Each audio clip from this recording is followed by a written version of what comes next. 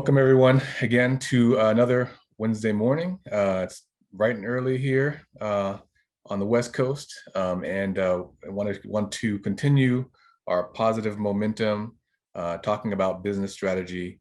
Last week we talked about building your customer persona, and now we're going to be talking about customer value propositions. What we're doing is we're trying to build a putting together like a building made of bricks, and you need to build a strong foundation before you put before you add additional layers on top of it. Customer value proposition is extremely important, and we're going to go into why that is. So if you guys are familiar at all with sales or 30-second pitches, things of that nature, you know about answering the question, what problem do you solve? You guys probably have heard this question posed in seminars, and what we're really doing here is kind of talking about why. So if you don't have and this goes for most businesses, and we'll talk a little bit about when it applies the most and when it is not as necessary. But if you don't have a clear and concise answer to the question, what problem do you solve? Then you're going to stumble along the way at every step, trying to master your digital marketing presence, because it's such a key part of selling a product, service, or your brand. So just as you wouldn't jump into a pool headfirst without checking the depth, you wouldn't want to spend thousands of dollars or more of that or more without first answering the all-important question. Not doing that can have dire consequences to your end result. So today we're going to talk about the customer value proposition, give you a bit of a better understanding of what it is, and also some ideas and tips on how you can find a great one. Before we get into that, I guess it's probably important for us to understand what a customer value proposition is. So you guys may have heard of the term before. It's commonly used in sales, but it's basically and marketing. And so even though we are primarily focused on digital marketing here, it's really important to go over some basic marketing concepts, because they're going to apply whether you are marketing your business offline or you're marketing your business online. So a customer value proposition is an exclusive selling point that differentiates your product or service from the competition and illustrates your value to the customer. It is, as I mentioned, it is for products and services, but it also can apply to your company. So it can be, you could, if you're selling your product, it's going to be really valuable. If you are just selling your value as a company, perhaps to investors, then it's going to be valuable in that way as well. So you want to answer, when you're creating your customer value proposition, you want to make sure that you can answer the question, why should I buy from you? Because this is going to generally be the reason why people decide to or don't decide to purchase. If they don't see a strong differentiator or some unique value that you're offering, then they can just go to the next person and buy from them. And they just as important, if you're selling your products at a premium price point, or even at a competitive price point, a normal sort of like a standard price point, you don't want your customers to leave you and find a cheaper alternative because they don't understand what value you're providing unique from the competition. So if you have a strong product, if you do have a strong product, and again, we talk about products, products as part of your business strategy, when we are, when we started out and started out talking about the lean startup approach, kind of figuring out how to plan your product design, so that you can make sure that you have the right product for the right customers. So if you do have a strong product and you are having trouble selling it, the issue very well might be that you don't have a strong customer value proposition. So it's really important for us to kind of go into that and talk about how you can how you can adjust create or adjust your value propositions. You should always be working on your value propositions. It's not something that that you should just do once and forget about it. You're as the needs of the marketplace change, so will the needs of your customers and their concerns, their interests and concerns, and so your products will also need to either change, or your value propositions will need to change, so that you can always hit on the needs and concerns of your customers. A great example of that is during last year, when we had all the shutdowns and businesses needed to pivot their business models in order to accommodate the changes in the concerns of their customer base, because people had less disposable income, and they were not able to go out, and they were concerned about their health. A lot of businesses pivoted their value propositions in order to accommodate these changes in the market. So when is a customer value proposition needed? Well, you're going to generally need a strong customer value proposition, but you'll really need a strong customer value proposition if you are introducing a new product to the market, if you need to teach people about your product or service. So if you either have a new product, people haven't seen this product before, it's new, or if you need to teach people about your product. So if you have something that's a little bit kind of complex, it's difficult to understand, you're going to need to really have a strong customer value proposition to help them understand how this product or how this service is going to help them accomplish what they need to accomplish. If you're in a competitive space, of course, there's lots of competition. That means that there's going to be a lot of pressure pulling down the price, because everybody's going to be competing on price. So you need to make sure that you have a strong value proposition, so that you can stay firm with your price and not try to win the race to the bottom and get and cut your price to the point so that you're not able to make a profit. And also, as I mentioned, you'll also need a strong customer value proposition if there are fluctuations to the marketplace, as I mentioned, with the pandemic being how it impacted businesses so much, and businesses needed to change because of the health regulations caused them to close their indoor spaces and so forth, and there were so many different different concerns that customers had, that were unique to the time period. Then it's important to develop a strong customer value proposition, so that you can maintain your space in the market, or maybe even get ahead in the marketplace, because you're able to pivot your business in ways that other companies may not be able to pivot their businesses. So when do you not need a strong customer value proposition? Well, you generally are going to need a strong customer value proposition, but if your product or service really, and you're going to think about this, if your product or service really is the same as everyone else's, and the only benefit that you have is the price of the product or service, then in that case, it's not something that you really need to worry about your customer value proposition so much. But I would say, in the vast majority of cases, for small business owners, at least small business owners that are doing their own marketing, then you're probably going to need a strong value proposition. So an example would be, let's say if you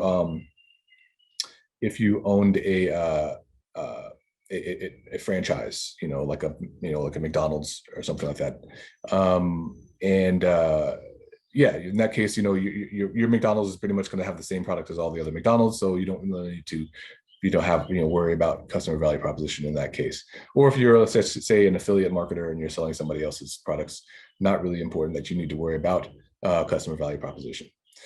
So now let's move on to what makes a good value proposition. That's really, now that we've kind of focused, we've kind of honed in on what a value proposition is, what makes a good one. So a good value proposition focuses in on pain.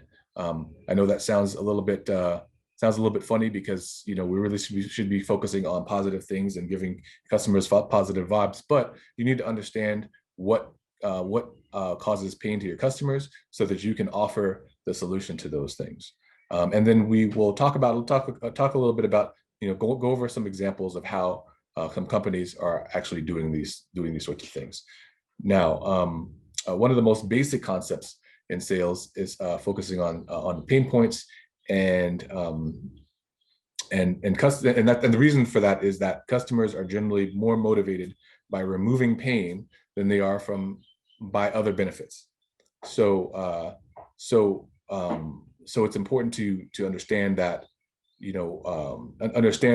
your best features are going to be the features that remove some sort of issues for your customers, that connect to them on an emotional level. Certainly, there are other areas. There are different types of pain. Not all pains are created equal. So you want to make sure that you can connect to what is personally ailing the customer, and try to solve that problem. So there is a selling system known as a Sandler selling system, and it focuses on 3 levels of pain. So as a salesperson, you're going to go out and try to alleviate pain for the customers. And there's going to be generally 3 types of pain for the customers. There's going to be technical pain, so things such as inefficient processes, or loss of time, things of that nature. And there's going to be financial pain. It'll be loss of revenue, or things costing too much. And I'll show you an example in a little bit of a company that helps you alleviate financial pain. And then you've got personal pain. So this would be perhaps uncertainty, stress, loss of personal time, loss of quality of life. These are the sorts of things that connect to people on a personal level, and so ultimately our ultimate goal when finding a value proposition is trying to reach that personal pain, because customers want to remove their personal pain, and if they connect to it on an emotional level, then you can connect to the customer on an emotional level on how you can solve that problem for them. So let's look at some examples of customer value propositions and one of the ways that we can do that is by exploring landing pages. So when a company or a brand launches a landing page, they're usually going to focus in on the value propositions that matter to their customers the most, or that they believe that matter to their customers the most. And obviously, when you're talking about a well-known brand, a brand that has a large marketing team, they're doing a lot of focus testing, so they know which pain points matter to their customers, and they build their entire ad campaign around those pain points. So we'll give you a couple of examples of some larger companies that are doing this, and how they are working their value propositions around pain points through looking at their landing pages. And then we can kind of dig into what we can take from this information to help us build better customer value propositions for our products and services. So starting off, I'm going to show you Squarespace. So with Squarespace, you can see here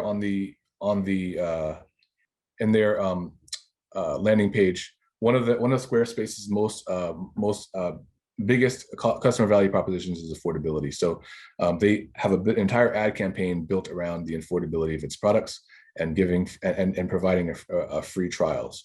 You see they target that they have. They also target that they have no unwanted branding. They give you a free domain for a year. They give you unlimited bandwidth, as opposed to throttling your bandwidth and charging you for bandwidth.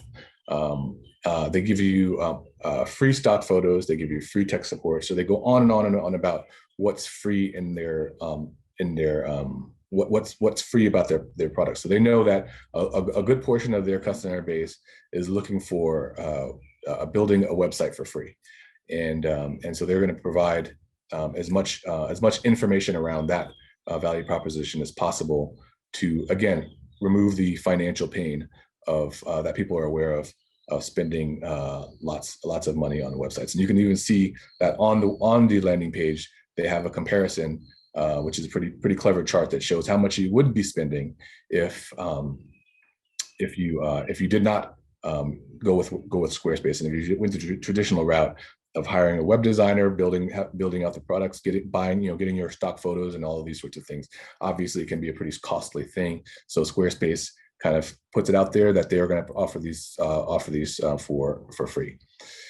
So then another example we've got is Slack, which is basically a pretty neat tool. If you guys aren't using it, it's pretty useful if you have to manage your teams and communicate with teams, which is basically a chat interface that has a web and a mobile component.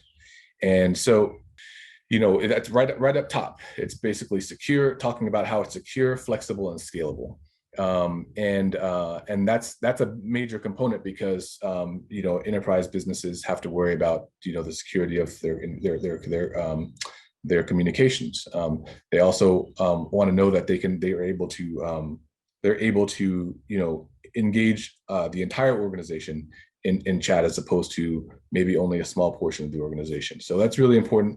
They also focus on how it's easy to manage it and how easy administration is of Slack, which is great because it's easy to onboard and it doesn't require a lot of user resources to create, or IT resources in order to set up a Slack. So that's really important for businesses. Again, it's somewhat of that technical pain of having your resources allocated to building out a platform that the entire company can use. Also, they even hammer in on their customer value propositions and their testimonials. So they'll say, so you can see the testimonial here. It says, Slack has been the hammer that has helped us tear down the walls of silos. That's huge. And so it just kind of helps to illustrate how you can use testimonials in order to hammer your customer value propositions. And so tearing down the walls of silos, again, the pain, focusing on the pain. The silo is a problem for businesses. Different groups of employees and departments working independently, but not being able to connect with each other. And Slack kind of opens that up by basically putting everybody onto the same Slack, and then dividing conversations into topics. And that you can subscribe to and unsubscribe to, and things of that nature. So it really does create an overall kind of conversation that the entire company or entire department can engage in. It also has compliance with regulatory requirements. It increases the engagement of end user. It has lots of app integrations, and on and on. So as you can tell, they really are focusing in on a lot of different value propositions that hit on the various levels of pain and resolving those levels of pain for the customer. So this is a great lesson for us to learn from some of the guys that are doing it the best. How can we build a value proposition that targets our customers' pain and alleviates that pain for them? So how can you find a perfect customer value proposition? Well, there are three main questions that you need to be looking to solve, and the first is, we've already talked about that in depth. It's the persona, right? The customer. Who's the customer? That's really important. It's really important to have a very narrow, a very specific view of who your customer is. Then there's also the needs, as we talked about here. What are the customer's needs? You need to become a problem solver. Understand the biggest problem your segment is really key and crucial.